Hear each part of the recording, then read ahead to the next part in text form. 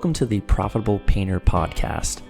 The mission of this podcast is simple: to help you navigate the financial and tax aspects of starting, running, and scaling a professional painting business. From the brushes and ladders to the spreadsheets and balance sheets, we've got you covered.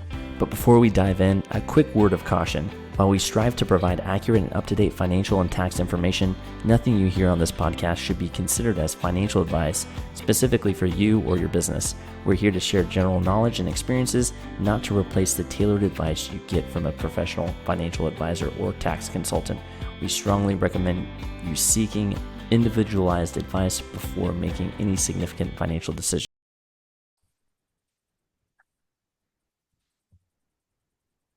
Welcome to the Profitable Painter Podcast. My name is Daniel Honan, the founder of Bookkeeping for Painters.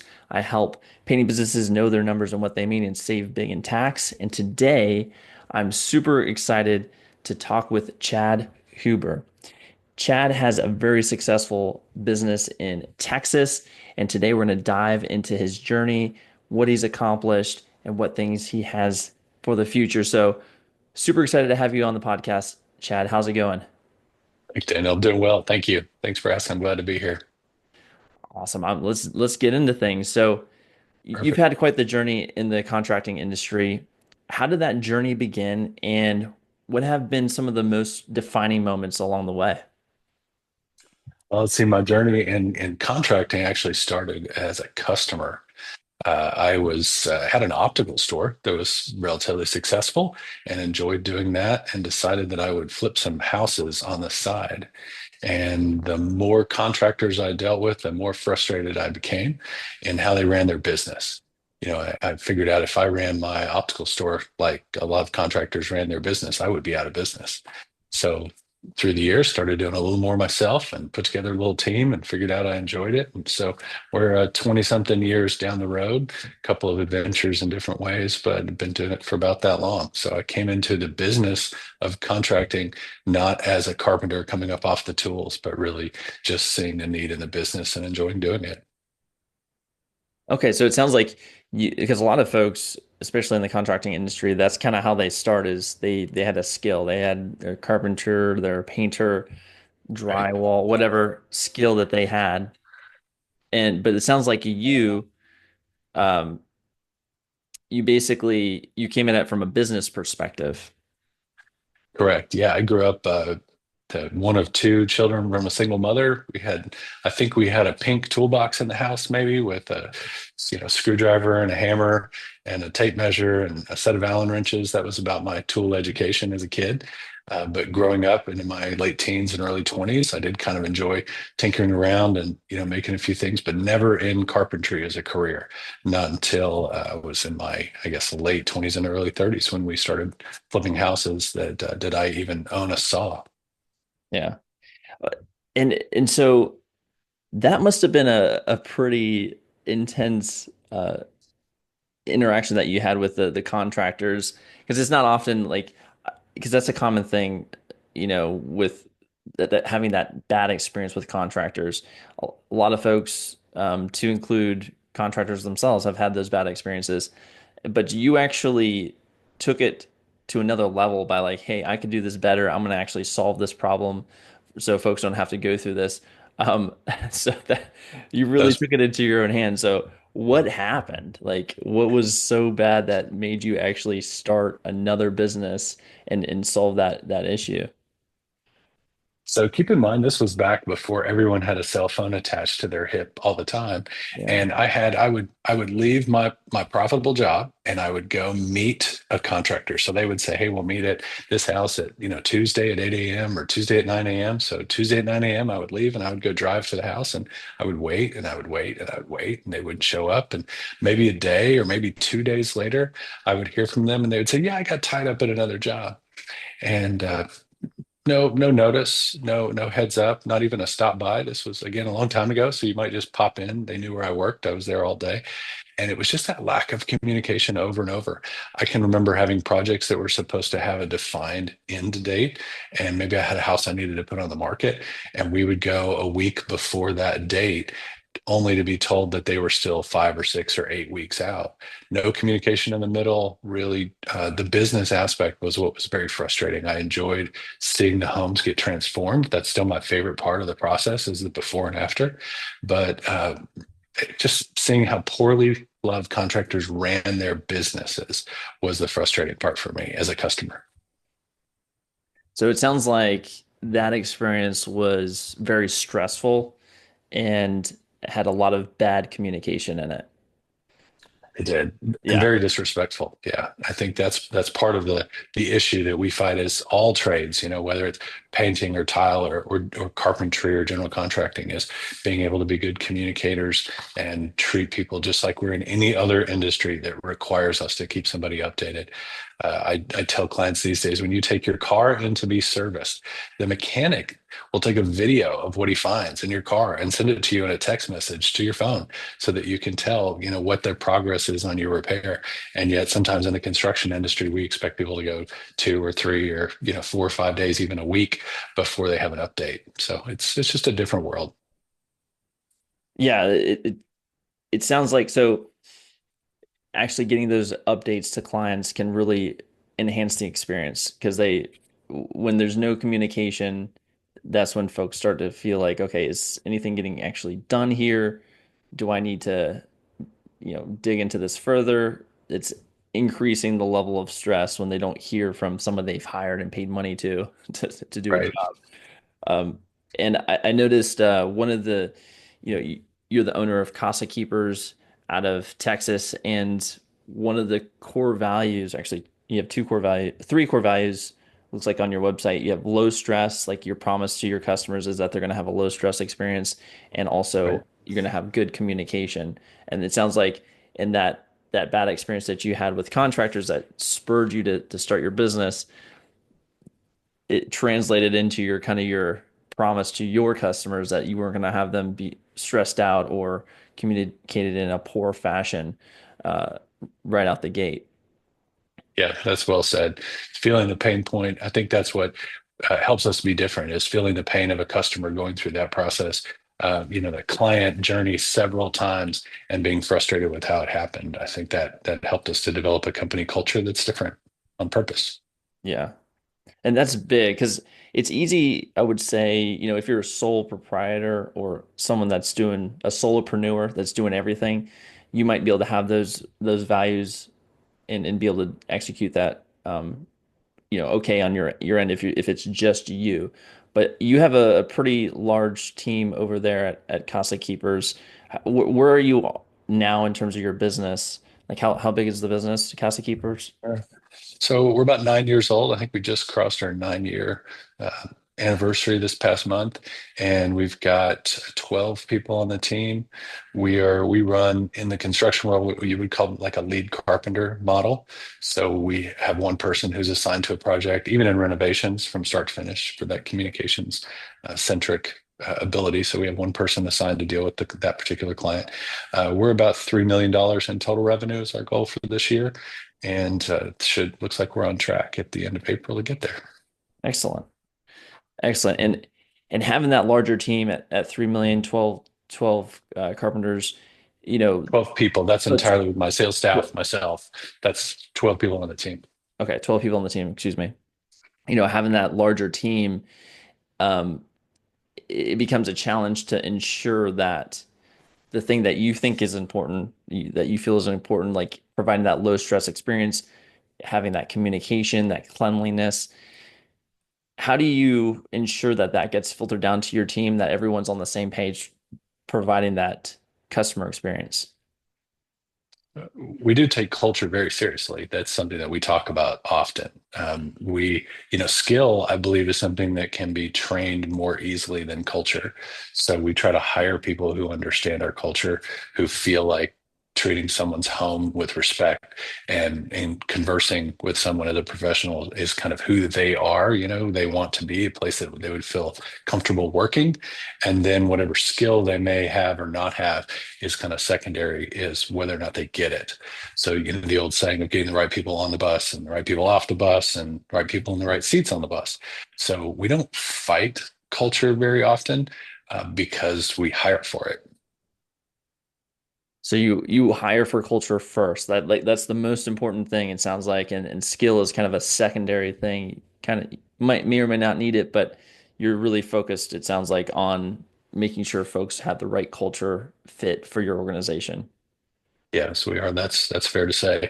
And also, one of our core values is that you kind of be a lifelong learner, that you like, you don't get stuck. And so if you hire somebody who doesn't have a particular skill or even has never done a particular job before, but they like to learn, then having the right person, the right culture who can learn a skill, that's golden. That makes sense. So that's kind of how you compensate. Like you hire for culture, and part of the culture is that they like to learn, and Right. they are open to that. And so that's how you kind of make up for the fact that they might not have this all the precise skills that you want them to have, but if they're, have the intelligence and the desire to learn, they can easily get caught up and on track, it sounds like. Absolutely. Yes. Yeah, I think that is a really cool way to approach it. And how do you actually, you know, when we're saying hire for culture, some folks listening might be like, okay, how do I hire for these kind of abstract ideas? How do you actually implement a hiring or recruiting process that will get somebody who is, really good at communication and likes to learn? Like, how do you pull that out of folks and screen for that as they move through the recruiting and hiring process?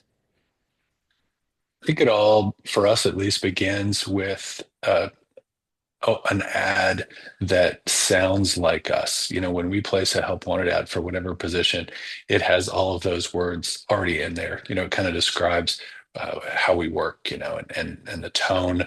I say the tone of voice. In marketing, we have a thing called a tone of voice. Well, in hiring, you have the same kind of thing. It's a tone of voice. And so if somebody's very rough and it's kind of a gruff personality, they will probably find our ads and our website and our materials not to their liking. They will self-filter. We do the same thing with clients. We want clients to feel a particular tone when they look at our business. And so some people just self-filter out if that's not a good fit for them. So that's our beginning, is just we write to the people that we want to hire, and to the right people it kind of resonates. That sounds like very similar to what you might learn on the marketing side of things. You kind of have your client avatar, like Mhm. who do you want to reach out to in your marketing copy, and who do you want to speak to? And so you're doing that the same thing on the recruiting side. So like who do you want to speak to identify like who's going to be a great fit for our team, and then you develop that copy, or the kind of the recruiting copy, I guess you could say, and make sure that it calls out to that candidate, and that they feel attracted to this position because you're saying all the things that they also value. Yes. Yes. Awesome. So in the, so you have the recruiting posting or the job ad, and so you're calling out those things. And then I'm assuming in the interview process, there's like questions about culture as well, or like how do they react in certain situations? Is that how you kind of determine based off their responses if they're a good culture fit? I would say we'll do, we've all done the interview questions, or most of us have done the interview questions, name a time when you've had conflict and how you resolved it. And I think that's it's less helpful in reality than it seems on paper. So conversations are number one. We also try and offer something to talk about. So we use the Working Genius personality assessment for workflow, and we hire by that Working Genius. A particular position may require a different set of working geniuses, of skills and natural aptitudes. And so in discussing those things and discussing maybe past work experience, it helps us to get a feel for um, whether someone would fit the needed position in a way that both fulfills them and fits the position goals. So it's a lot of questions, a lot of stories. I wish that there was just boxes that we could check, but people to people, it's hearing about their story, maybe what they've done in the past and what their goals are for the future, and if those align with what the position needs. Okay, cool. So it sounds like you're using Working Genius. There's a book.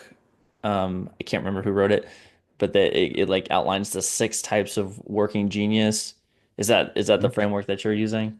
That's it. Yeah, Patrick Okay. Lencioni, the six types of working genius. Okay. And we use that for both our client journey and our hiring to make sure that we're fitting all of those pieces to the widget, as they call it, to get the process just right for put people in the right place so that they feel like their natural gifts and abilities are also at use in their job.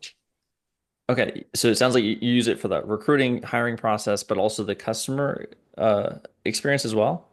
Yeah, we do. So the idea of the working genius is basically, you can come from they use the airplane analogy a lot, 30,000 foot view, a 15,000 foot view, a 12,000 foot view, and then you're on the ground. And projects go from that. A client first kind of wonders what they could do, and then they have to filter down to the things that they actually can afford to do or might want to invest in doing. And then they need a plan to integrate those things. And then they need the person to galvanize to put things together to actually make a work plan and make it happen. And then we need the attention to detail, which is our tenacity at the end and the working genius model. So we try to have the right people with those internal natural giftings in that position so the client feels like their journey is seamless and that all of those pieces have been involved and they don't realize it, but it's just part of mapping their journey for them. Hmm. That's really interesting. I never heard of anybody doing something like this before. So that this is super valuable stuff here. Where did you come up with this idea, or is this kind of something you learned through reading the book and other resources through the Working Genius? We have a local working genius coach, a good Mm. friend of mine named Wes Henson, and he's walked with us since the book came out to really implement those processes and to look at our business holistically because there's so many different personality styles and management style books out there.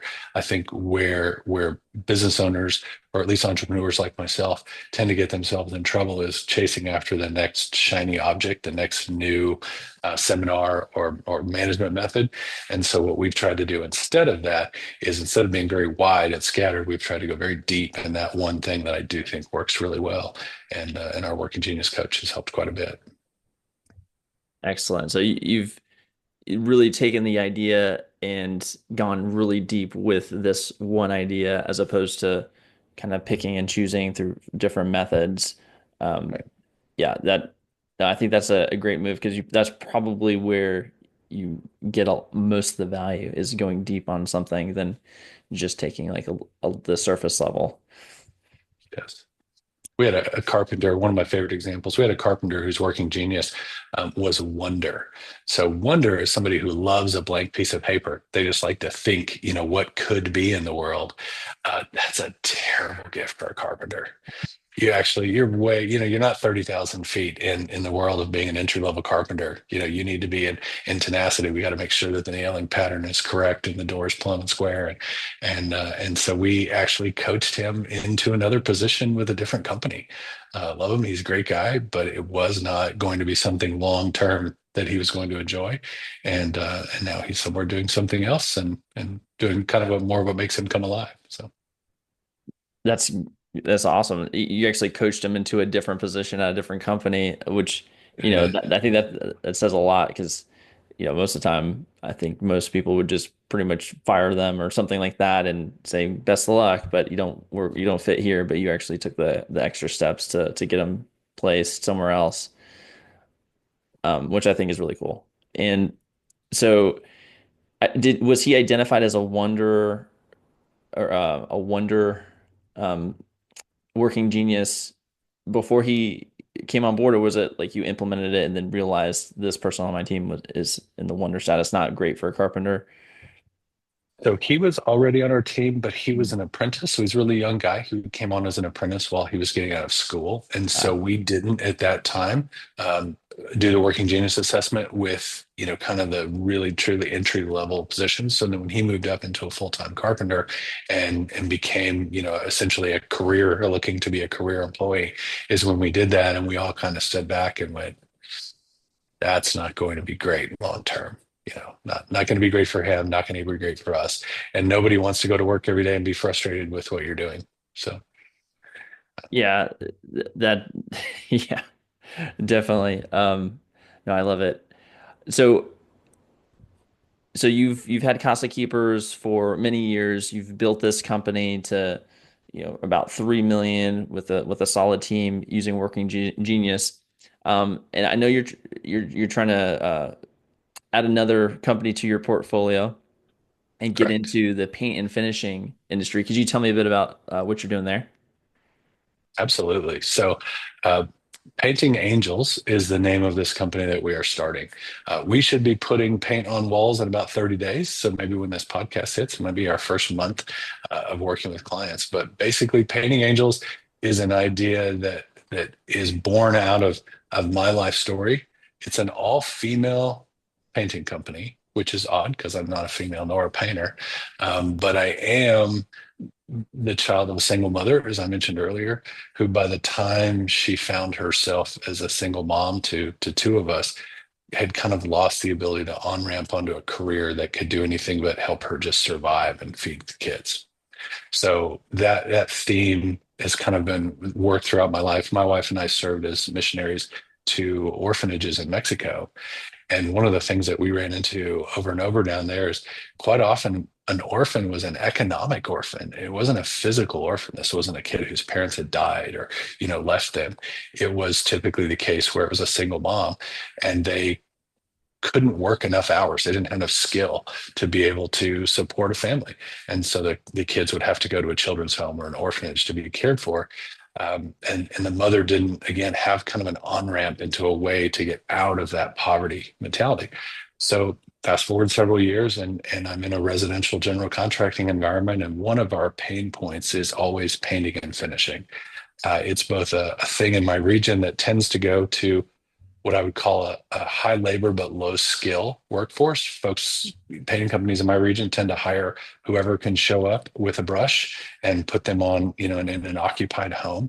And so we have a lot of breaking, we have a lot of opportunity where that's broken with our brand promise, where my painter may have said they'll put quality people in a client's home, but then the reality is that hasn't happened. So it's caused us to have to reel that back in.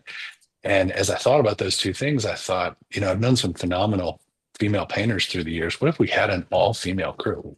And what if that all-female crew could serve both markets, could be a reliable, detail-oriented, professional, kind of a low-stress solution for painting occupied homes, and at the same time offer an on-ramp into the trades for women who may not have another way. Painting is a high profit margin if you do it well. It's a really good profit margin business in the trades.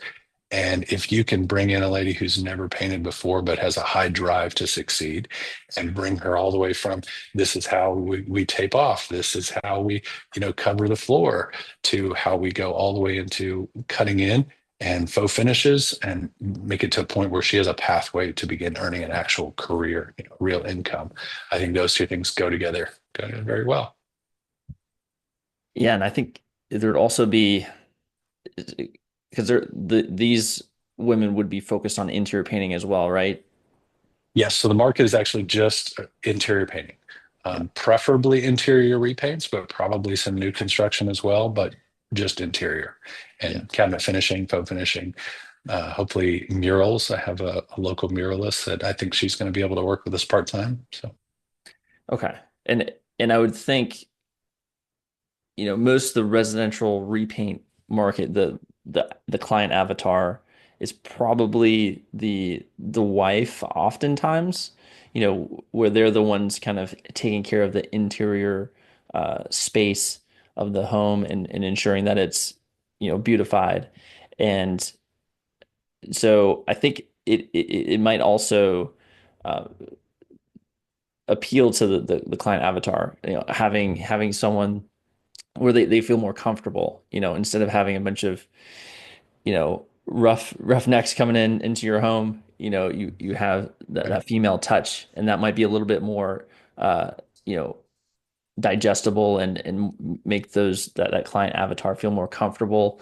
That would be my hypothesis. And I think I was at the Women in Paint conference for the PCA Painter Contractors Association, and that was actually brought up as well, is that there are some female painters that run businesses and they feel like that is an advantage that being a female and working with, those uh, female client avatars actually Right. kind of helps, especially doing that interior work.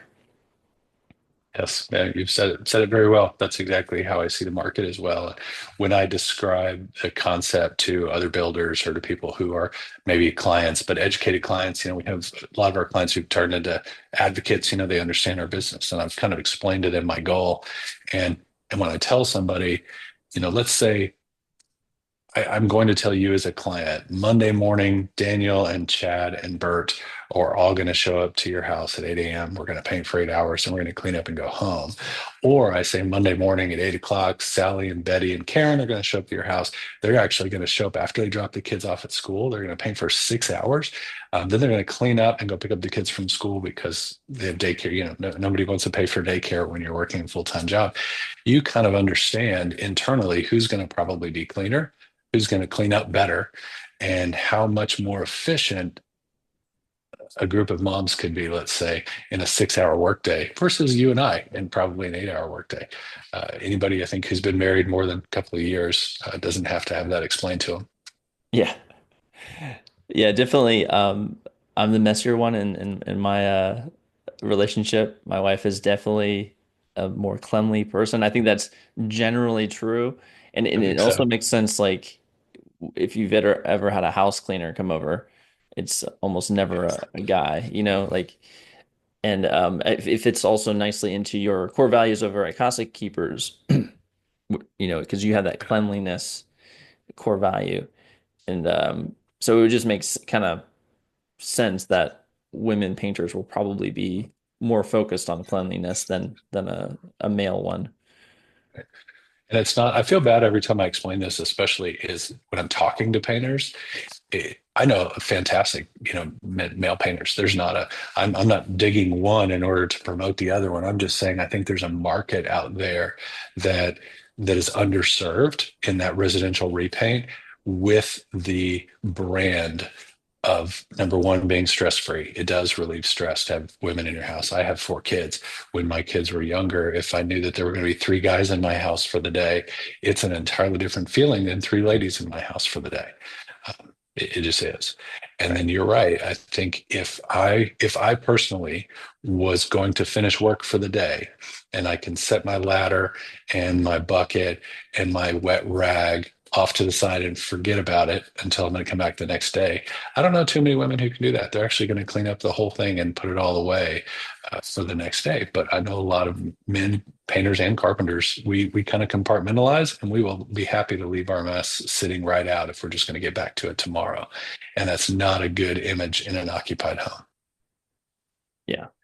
Yeah, absolutely. It makes sense on many different levels. And while you're talking, I was just thinking, like, because we do occasionally have house cleaners come over, and you mentioned kids. I have 4 kids, and one of my daughter, she's 5, and she loves one of the cleaners that comes over every week, and it's excited to see her. And the the cleaner's just a young lady, and I just feel like females are typically more inclined to talk to kids and like build that little rapport, and just enhance that experience, which I think is what you're aiming for, enhancing that overall experience for the customer. It's just those little things. I think that females are probably more suited to handle inside of the home. Yeah, I agree. So maybe we'll touch base in a year and I'll tell you how it went. Yeah. Yeah, and yeah, no, I think it will definitely it makes too much sense to not work. But where are you kind of at in the business? You said next month is kind of the launch, the official launch. Yeah, so we have all of our IP in place. This idea is about 3 or 4 years old. It took me a while to actually decide that now was the time. Just family related and kids heading off to college and all these things going on. So in January of this year, I decided this was going to be the year that we launched it. So got all of our logo and branding and waited out a website purchase so that I could get the domain name that I wanted. And we should have our website live in the next couple of weeks. I've been putting out feelers for for painters for the last 6 or 8 months. So I have a good kind of a small crew of locals that are going to help us get off the ground, and then we'll begin the hiring process to be regional. And so I'm really thinking our goal for this year. We're going to say May, June start. We should do about 360,000 is the goal for the rest of this year. And almost all of that will be plowed back into marketing and growth as we try and get regional bite in our area of Central Texas. Nice. And are you going to keep similar kind of core values that you have in Casa Keepers for this new painting venture? Yeah, very similar. I mean, they say a small business tends to look like the owner, right? It kind of takes on your flavor, whether you like it or not. So that is part of who I am. It's part of the company that we build at Casa Keepers. It's what we'll do with Painting Angels. The main difference will be, at least in the branding and marketing, and then how the work is done, is we really want to place a very big emphasis on the social impact. Not to keep harkening back to this, but we are facing two big crises in America at the same time. One of them is we have a lack of people coming into the skilled trades. The skilled trades. They say the average age of a tool wearing professional carpenter, plumber, electrician, professional painter right now is 56. They're retiring at a rate of 5 a year, and we're only replacing them with 2 people per year. So sure, we have a lot of bodies. I think we've seen that in my region of Texas, a lot of unskilled or foreign labor coming in to put their effort, but not raise the skill level. And so I think we're going to be able to train into that skills gap in painting so that we can do a really good job, make it a professional trade in our region. So we're facing that, and then we're also facing inflation. It's very difficult for a single mom to make ends meet on what an entry level or a admin or maybe a restaurant job pays.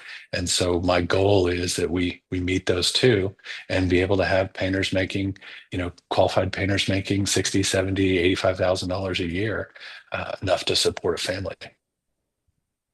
Yeah. No, I think that makes a lot of sense.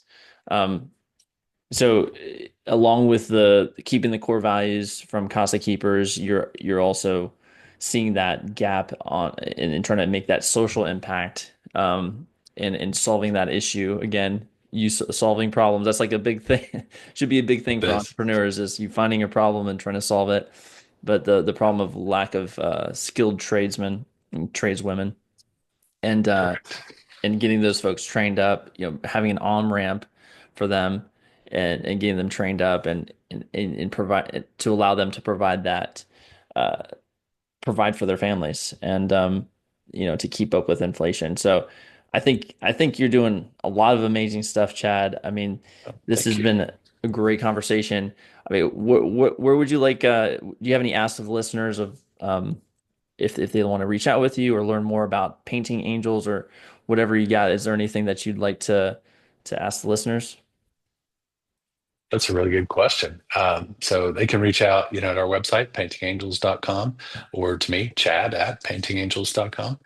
And I think uh, probably the main helpful things that would be really nice to know is, where have my peers found solid training to take someone from, never having held a brush to being put in a brush, rather than just putting them out in the field. So we're looking at the PCA's training, and we're probably going to start with there. I think that's a really solid place. But if there are any other options or programs that I'm unaware of, I would love to have some help on how to help more women learn how to do this well, so that it elevates the trade of painting in every place we touch. Yeah. Yeah, definitely. That makes a lot of sense. PCA, I know, has some resources like you mentioned, and then I know a lot of folks have tried doing the charity paints, especially it's kind of like a dual role, train your painters, but also get some positive PR. But yeah, that's a great question. So listeners, if you have any feedback for Chad, definitely reach out Please. and we'd love to hear more from the listeners as well. If you go to the Facebook page, Grow Your Painting Business, you can definitely join the conversation, ask questions there as well. We'll pass them along to Chad. And I really appreciate your time today, Chad. And for the listeners, we will see you next week. Thanks, Daniel. Appreciate you. Thanks for having me on.